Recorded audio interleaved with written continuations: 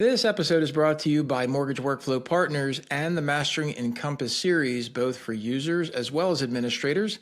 You can find out all the information about it over at masteringencompass.com. Also, if you'd like to check out what we're doing on YouTube, go ahead and subscribe to the channel using the @MasteringEncompass handle. And make sure you stay up to date on all the information, not just with podcasts, but also video content that we bring to you as often as possible. Now let's get on to the episode. Hey gang, Larry Bailey here with Mortgage Workflow Partners, bringing you another weekly market update. This one happens to be for the week of February 3rd, 2025 in review. We're going to get to that, but before we do me a favor, head over to masteringencompass.com. If you use the Encompass platform for your business, you want to check out this brand new community that's open. It's free for everyone, regardless of who you work for. It's also got an iOS app and a Google Play app native, so you can stay in touch with what's going on the fly.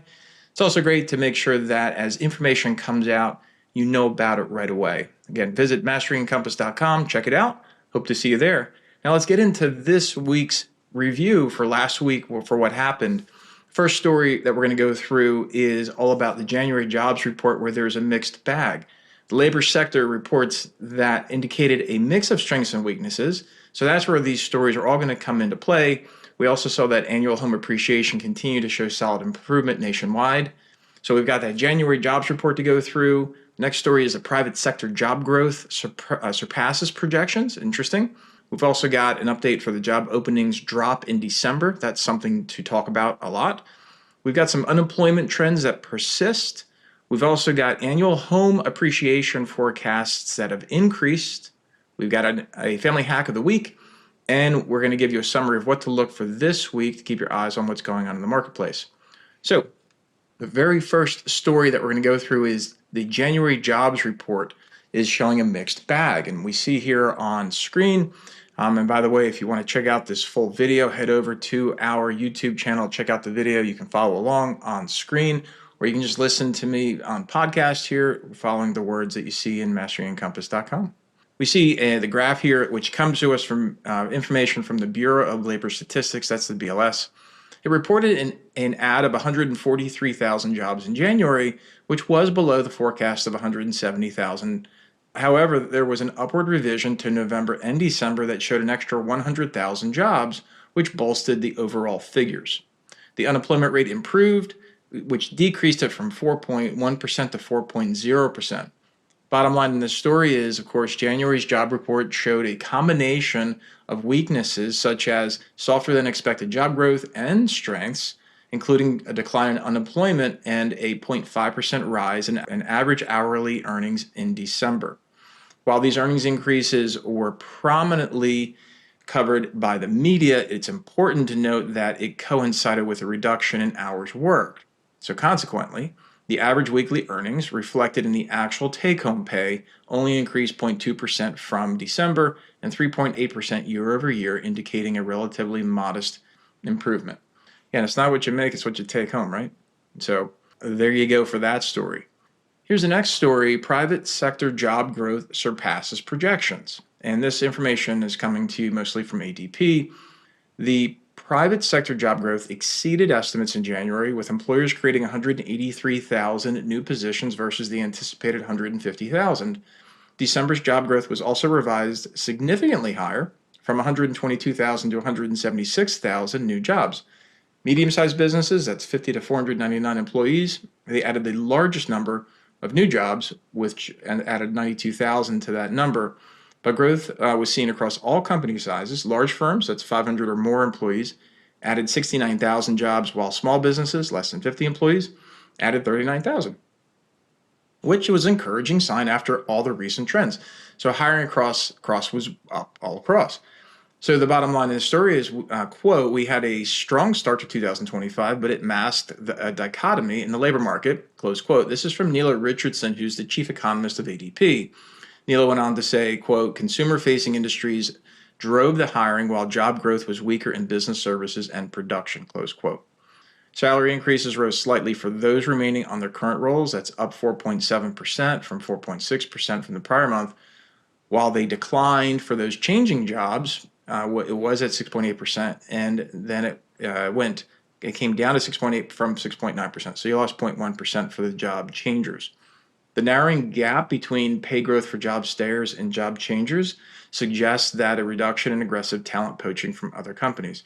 So I don't know if you remember, but in prior years, we saw like an 8 or 9 point swing difference between stayers and changers. So it was like, hey, it made a lot of sense to change your job because you could really increase your income. Not so much anymore. And so that's where this idea of maybe talent poaching is not such a thing right now. We'll see how the rest of the year pans out. Job openings drop in December is this next story, and we saw a decline sharply in December, falling from 8.156 million in November to 7.6 million in January, well below forecasts and near a 4-year low. The drop was particularly pronounced in the sectors like finance, professional services, healthcare, and construction. Both of the hiring rates of 3.4% and the quit rates of 2% approached their lowest levels in almost 10 years, excluding the COVID-19 period. The reduced hiring rate poses challenges for those who are unemployed in securing new roles, while the low quit rate indicates diminished confidence in the job market because you ain't going to quit what you got if you don't have something for sure where you're going to go. Right? You just don't do it if you really know what you're doing. So bottom line here is job openings may be even fewer than reported. The rise in remote work has led to job listings posted in multiple states, likely resulting in an overcounting in the JOLTS data. That's the Job Openings Labor Turnover Survey, in case you didn't know.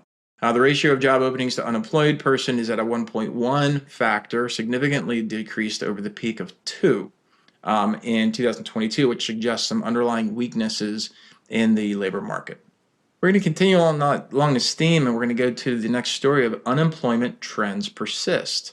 So while the initial jobless claim modestly rose 11,000 to a total of 219,000, the more concerning trend remains the sustained increases in continuing jobless claims, and those claims grew another 36,000 to 1.886 million and have exceeded 1.8 million each week since June of 2024.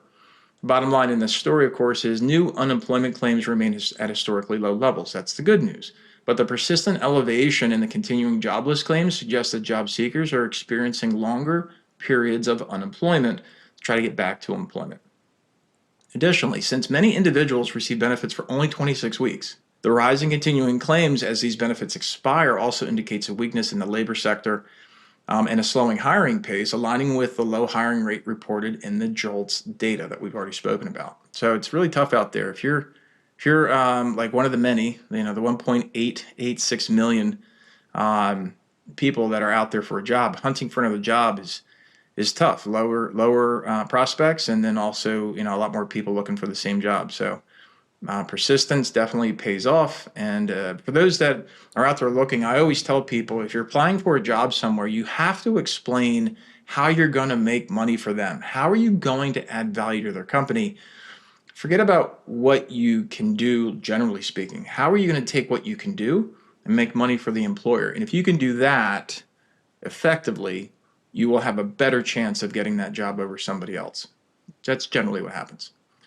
I know that's what happens for me when I hire, right? When I'm out there looking for a job as an employer, I've got a pool of people that all have generally the same skills, but how can they use those skills to help me as a company when I employ them? That's what I care about. Annual home appreciation forecast increased. That's the next story. Here we go. Home prices nationwide increased modestly in December. CoreLogic reported a 0.03% rise and a 3.4% annual increase, while ICE, that's Intercontinental Exchange, noted a 0.2% rise and the same 3.4% yearly growth. CoreLogic expects a 0.2% decline in January and a 4.1% appreciation over the year ahead for home prices. That's up from previous forecasts of 3.8% and 2.4%. This upward revision is noteworthy given CoreLogic's typically a conservative estimate. The bottom line in this story is recent home price index data shows that homeownership remains a strong way for Americans to build wealth. For instance, a $600,000 home appreciating at 4% annually would yield a $24,000 gain, reflecting a solid investment return. And I always footnote this thing. That's true if you were going to sell it and not have to pay commissions or other things when you sell your home. And by the way, you got to go live somewhere unless you're dead, into which if you're dead, you really don't care about your return. Moving on, family hack of the week. Hey gang, there's a recipe on here on screen. If you want to check out this recipe, I definitely want you to get over to Mastering Encompass on our YouTube channel. You can check it out at this spot in the audio recording. For the video presentation, this recipe is for chocolate chip cookies from the Food Network, and it's a perfect treat for National Chocolate Month. There you go. So February's National Chocolate Month. Obviously, we have some chocolate holidays in here if you participate in those.